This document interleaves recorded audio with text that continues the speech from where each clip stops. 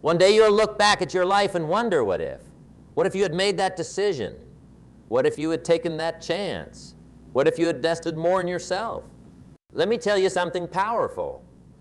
Of all regrets people have at the end of their lives, you'll never hear someone say, I wish I hadn't worked so hard on becoming a better person. No one ever regrets genuine self-improvement. They regret the opposite. The opportunities missed, the growth avoided, the potential left dormant. The most valuable asset you have is not in your bank account. It's not your house, your car, or any possession you can touch. The most valuable asset you have is you. You are the one thing you'll have your entire life. Your mind, your abilities, your character. These stay with you wherever you go. And yet, how many of us invest more in our cars than in our minds? How many spend more time planning vacations than planning personal growth? I learned this lesson early. For things to change, you have to change. For things to get better, you have to get better. Success is not something you pursue. It's something you attract by the person you become. When you work on yourself, you're working on the one thing that can improve everything else in your life. Let me ask you, if someone gave you $1 million, would that solve all your problems? Maybe for a while. But if you don't have the wisdom to manage it, you'll lose it. If you don't have the character to handle it, it might even destroy you. We've all seen lottery winners who end up broke within years. Why? Because their bank accounts grew while they stayed the same. Your level of success will rarely exceed your level of personal development. Income seldom exceeds personal growth. That's why focusing on yourself first is not selfish. It's necessary. It's the foundation everything else is built upon. The moment you decide to truly work on yourself, you've made one of the most important decisions of your life. It's the moment you decide to stop blaming circumstances and start taking responsibility. It's when you shift from being a consumer of life to becoming a producer of your destiny. Personal responsibility is the starting point of all achievement. Nothing significant happens until you decide that you are responsible for your life in every way. The day you stop blaming the economy, your upbringing, your boss, your spouse, or the weather is the day your life begins to change. I always tell people, don't wish it was easier, wish you were better. Don't wish for fewer problems. Wish for more skills. Don't wish for less challenge. Wish for more wisdom. The challenges in life don't go away when you ignore them. They go away when you grow stronger than they are. This means ability means understanding a fundamental truth. No one is coming to save you. No one is going to hand you success on a silver platter. The cavalry isn't coming. You are the cavalry. You are the solution to your challenges. When you fully accept this truth, something remarkable happens. You stop waiting and start creating. You stop complaining and start acting. You stop hoping for a better future and start building one. Look at successful people in any field. They don't have fewer problems than others. They've just developed themselves to handle bigger problems. They've grown into their challenges rather than shrinking from them. I had a friend who always complained about his job. Every day, he'd talk about how his boss didn't appreciate him, how his coworkers didn't respect him, how the company didn't pay him enough. For years, this went on. Then one day I asked him, what have you done to become more valuable to your company? He looked at me blankly. He had spent years focusing on what his company should do for him, not what he could do to grow. The next week, he enrolled in a course to upgrade his skills. Within 6 months, he got a promotion. Within a year, he was managing his own team. What changed? Not the company. He did. He took responsibility for his growth and everything else followed. The greatest gift you can give yourself is the commitment to lifelong improvement. Because when you stop growing, you start dying. There's no standing still in life. You're either moving forward or sliding backward. This is where small daily disciplines come into play. Massive success doesn't require massive action all at once. It requires small, smart choices repeated day after day. It's the compound effect of consistency over time. Success is nothing more than a few simple disciplines practiced every day. Failure is simply a few errors in judgment repeated every day. It is the accumulative weight of our disciplines and our judgments that leads us to either fortune or failure. Think about it this way. If you improve yourself just one every day for a year, you'll end up 37 times better by the end. Not 365 better, 37 times better, because growth compounds when applied consistently. That's the miracle of compound interest applied to your personal development. If you read just 10 pages of a good book every day, in a year, you'll have read 3,650 pages. That's about 18 books. How would your life change if you absorbed the wisdom from 18 good books this year? What if you did that for 5 years? Small disciplines in your health, relationships, finances, emotions, and time management don't seem significant on any given day. You won't see results immediately. That's why most people give up. They can't see the connection between their actions today and their results tomorrow. Missing one workout doesn't seem like a big deal. Skipping one day of reading doesn't appear significant. Giving into your temper once doesn't look devastating. But these small decisions shape your destiny.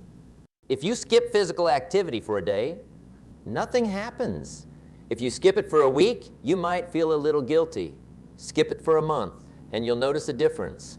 Skip it for a year, and you've completely changed the trajectory of your health. The same applies to every area of self-improvement. The danger of neglect is that it doesn't suddenly destroy you. It gradually erodes your potential day by day, making it hard to connect the dots between your choices and your outcomes. I had a conversation with a gentleman who couldn't understand why he was $30,000 in debt. I asked him, "How did you get $30,000 in debt?" He said, "I don't know." All of a sudden, it's $30,000. I said, "No, it didn't happen all of a sudden. How much was it a year ago?" He said, "I don't know, maybe 28. I asked, "How much was it 2 years ago?" He said, "Maybe 25. 3 years ago? About 20,000? 4 years ago? 15,000? I said, "There you go. It didn't happen all of a sudden. What happened was, bit by bit, day by day, month by month, you spent a little more than you earned consistently for many years. That's how you got $30,000 in debt." The magic of self-improvement works the same way, but in your favor, day by day, decision by decision, you build the life you want. Not dramatically, not overnight, but gradually and certainly. There's a common misconception that working on yourself is a luxury, something you do when everything else is taken care of.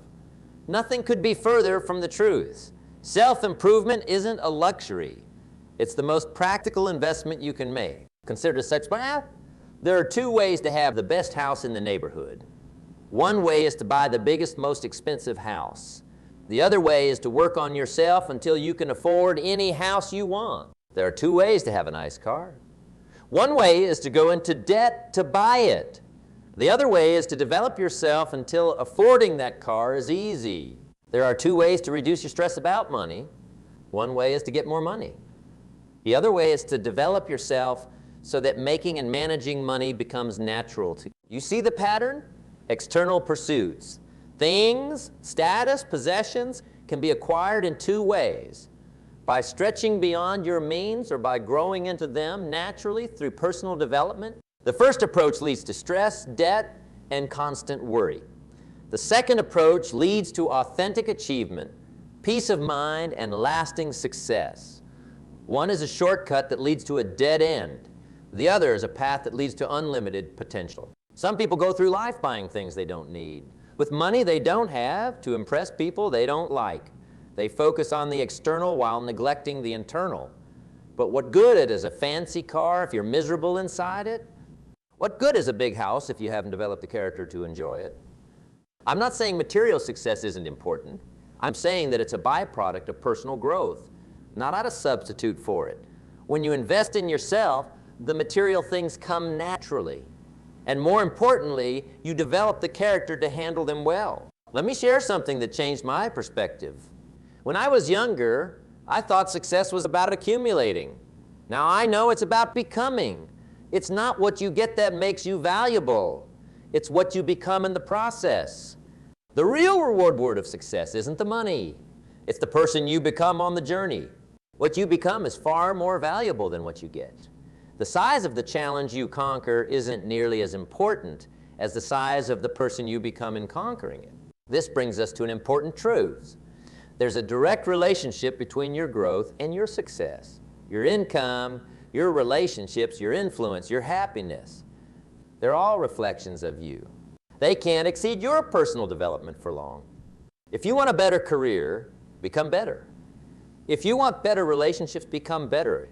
If you want more happiness, become better. Your external world will always be a reflection of your internal world. I remember talking to someone who complained that opportunities never came his way. I never get a break, he said. I asked him, if opportunity comes, are you prepared? I said, opportunity doesn't just knock on your door. It knocks on the doors of those who have prepared themselves to recognize and seize it. Preparation precedes opportunity. Luck is what happens when preparation meets opportunity. The more you work on yourself, the luckier you seem to get. Consider two employees at the same company. One spends evenings watching television. The other spends evenings learning new skills. When a promotion becomes available, who do you think will be ready for it? Is that luck? No, it's preparation. Consider two business owners. One invests only in his business. The other invests in his business and himself. When the market changes, who adapts more quickly? When new challenges arise, who has the wisdom to overcome them? The one who continuously works on himself. Your level of success will rarely exceed your level of personal development because success is something you attract by the person you become. If you want more success, focus on your personal growth. If you grow, everything else in your life will grow with you. This doesn't mean the path of self-improvement is always easy. In fact, any worthwhile personal growth involves overcoming resistance, both external and internal. External resistance comes from the environment, from other people, from circumstances beyond your control. Internal resistance comes from within, your fears, doubts, old habits, and limiting beliefs. The greatest barrier to your growth isn't the world around you. It's the voice within you that says you can't.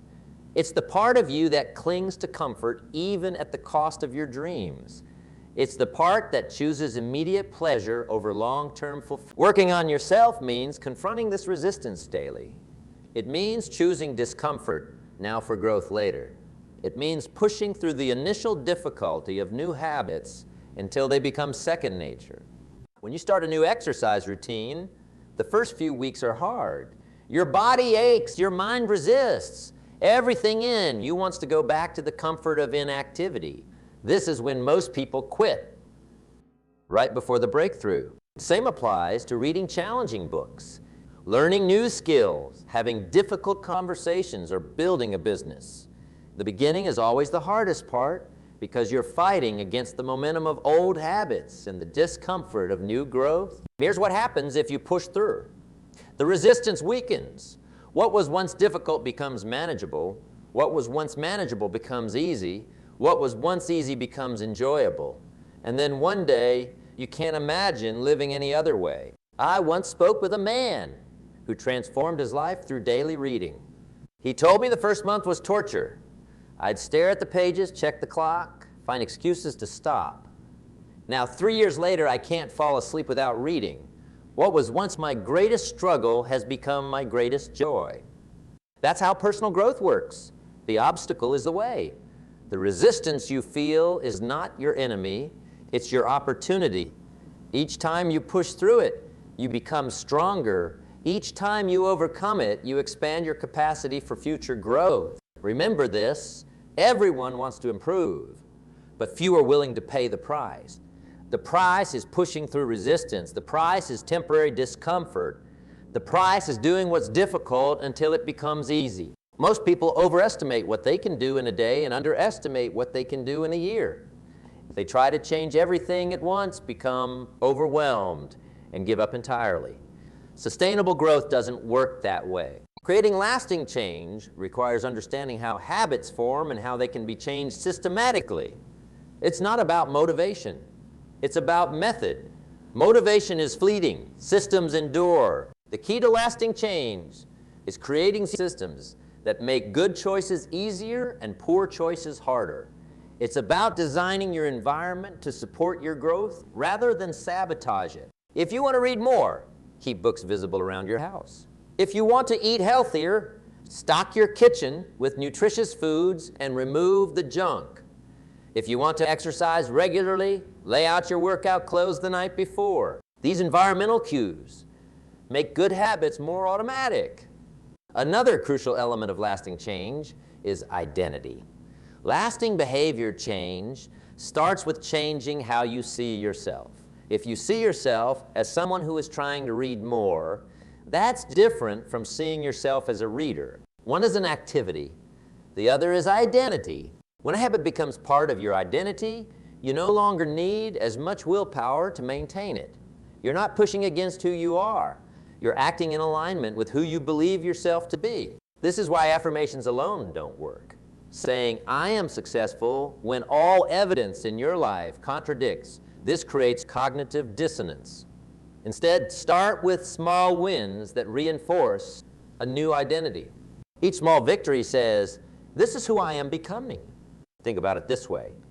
Every action you take is a vote for the type of person you want to become. Each time you study, instead of procrastinating, you're voting for being studious. Each time you work out despite not feeling like it, you're voting for being disciplined. These votes accumulate over time into a new self-image. The beauty of this approach is that it focuses on systems rather than goals. Goals are about the results you want to achieve. Systems are about the processes that lead to those results. Goals are good for setting direction, but systems are best for making progress. If you completely ignored your goals and focused only on your system, would you still succeed? For example, if you were a basketball coach and you ignored your goal to win a championship and focused only on what your team does in practice each day, would you still get results? I believe you would. Goals are good for planning your progress, and systems are good for actually making progress. Goals can provide direction and even push you forward, but systems ultimately determine your progress. Commit to the process and the results will take care of themselves. Fall in love with the daily practice, not just the outcomes you seek, because the secret to getting results that last is to never stop making improvements. It's remarkable what you can build if you don't stop. One of the most powerful systems for personal growth is continuous learning. In a world of constant change, the only security is the ability to learn and adapt. Your formal education may end, but your education should never end. The most valuable skill is not any specific technique or knowledge base. The most valuable skill is knowing how to learn. When you know how to learn, you can adapt to any situation, master any subject, and overcome any obstacle. Reading is to the mind what exercise is to the body. It's the gymnasium where you train your thinking, expand your vocabulary, and develop your perspective. The books you don't read won't help you. The seminars you don't attend won't change you. The courses you don't take won't transform you. I often tell people, don't let your learning lead to knowledge. Let your learning lead to action. Knowledge without application is like having money in the bank but never spending it. It's potential without kinetic energy. It's possibility without reality. The world doesn't pay you for what you know. It pays you for what you do with what you know. Turn your learning into earning by applying what you study. Take that book you just read and implement one idea from it today. Take that seminar you attended and use one strategy this week. Be a student, not a follower. Don't just absorb information passively. Engage with it critically. Ask questions, test ideas, compare perspectives, form your own conclusions. The goal is not to collect information, but to develop wisdom. The ability to make good decisions based on knowledge and experience. Some people read a book and say, I've read that. But have they absorbed it? Have they applied it? Have they made it part of their life? Reading without reflection is like eating without digestion. It can feel satisfying in the moment, but it provides no lasting nourishment. Take time to reflect on what you learn. Keep a journal. Discuss ideas with others. Teach what you learn. Teaching is one of the best ways to deepen your understanding.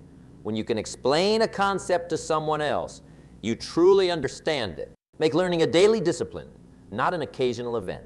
10 pages a day is better than 100 pages on Sunday. Consistent, moderate learning creates lasting change.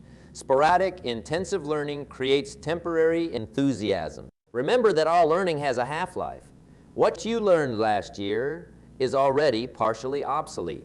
The only solution is continuous education, staying current, remaining curious, and embracing the mindset of a lifelong student. While skills and knowledge are important, there's something even more fundamental to your success and fulfillment: your character. Character is the foundation upon which all other self-improvement efforts rest. You can have all the skills in the world, but without integrity, they'll eventually fail you. You can have all the knowledge available, but without discipline, you won't apply it consistently. You can have all the opportunities imaginable, but without courage, you won't seize them. Character is what you do when no one is watching. It's the set of qualities that determine how you interact with the world and respond to challenges. It's your moral compass, your personal code, your essential nature. The good news is that character can be developed. Like any other aspect of yourself, it can be improved through conscious effort and consistent practice. You can become more honest, more disciplined, more compassionate, more resilient if you make these qualities a priority. Start by identifying the character traits you most admire and value. Is it honesty, perseverance, kindness, courage? Once you've identified these core values, look for small, daily opportunities to practice them. If you value honesty, practice telling the truth even in small matters. If you value discipline, keep the promises you make to yourself. If you value courage, do one thing each day that scares you. If you value compassion, look for opportunities to help others without expecting anything in return. Over time, these small choices form deep grooves in your character. They become your default responses to life's challenges. They become who you are, not just what you do. Remember that reputation is what others think about you, but character is who you truly are.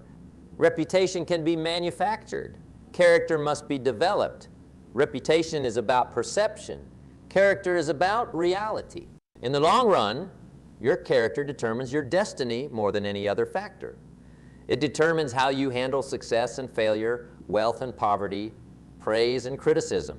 It determines whether you rise or fall when faced with temptation. It determines whether people trust you enough to follow where you lead. Building character is the ultimate form of self-improvement because it strengthens not just one area of your life, but all of them. When you improve your character, you improve everything you touch. When you work on yourself, the effects extend far beyond your own life. Personal development creates a ripple effect that touches everyone around you, often in ways you'll never fully know. Think about it. When you become more patient, your relationships improve. When you become more skilled, your work improves. When you become more disciplined, your health improves.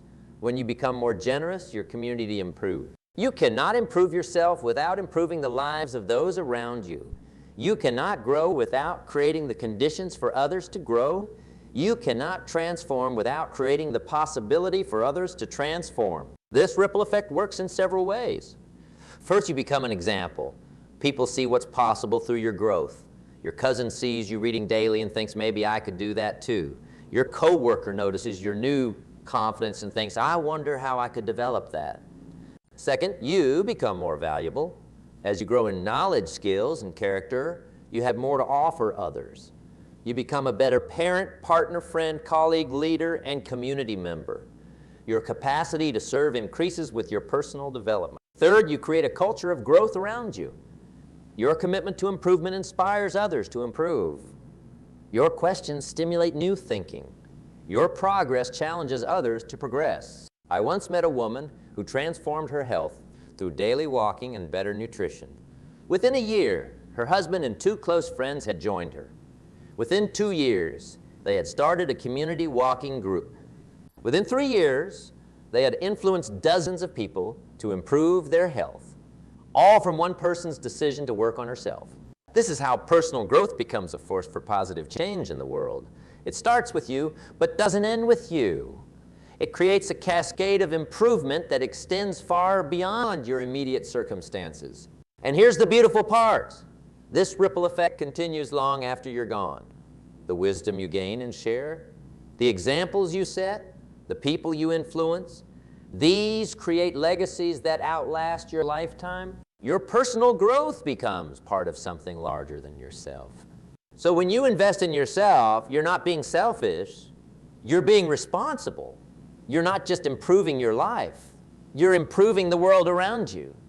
You're creating value that extends beyond yourself. Let me bring all this together. The decision to work on yourself is the most important decision you'll ever make because it influences every other decision. It determines not just what you have, but who you become. And who you become determines the quality of your life. The beauty of self-improvement is that it's always available to you, regardless of your circumstances. You don't need special permission. You don't need perfect conditions. You don't need anyone's approval. You just need to decide and begin. Start small. Choose one area of your life to improve. Break it down into manageable daily actions. Be patient with the process. Trust that small, consistent efforts will compound over time. Celebrate your progress, but never be satisfied with where you are. Remember that self-improvement isn't about reaching a destination. It's about engaging in a lifelong journey. There is no finish line, no point at which you can say, I'm done growing. As long as you're breathing, there's room to improve, capacity to develop, potential to fulfill. The truth is, you'll never regret working on yourself. You'll regret the times you didn't, the books you didn't read, the skills you didn't develop, the risks you didn't take, the growth you postponed. Don't add to those regrets. Start today. Start now. Years from now, you'll look back at this moment as either the time you began to take yourself seriously or another missed opportunity. Which will it be? The choice is yours. The time is now. The person is you. Your future is created by what you do today, not tomorrow. Your habits are creating your future. Your disciplines are determining your destiny. Every day, with every choice, you are writing the story of your life. Make it a story worth telling. Make it a life without regrets. Make the decision today that your future self will thank you for commit to working on yourself. It's the one investment that never fails, the one effort that's always worth it, the one improvement that changes everything else. You have untapped potential waiting to be developed, unrealized capabilities ready to be strengthened, unfinished growth eager to be completed. Don't leave your potential on the table. Don't settle for less than you're capable of becoming. You are your most valuable asset. Invest accordingly, develop consistently, grow deliberately, and watch as everything in your life transforms as a result. The opportunity is before you. The choice is yours. What will you do with it?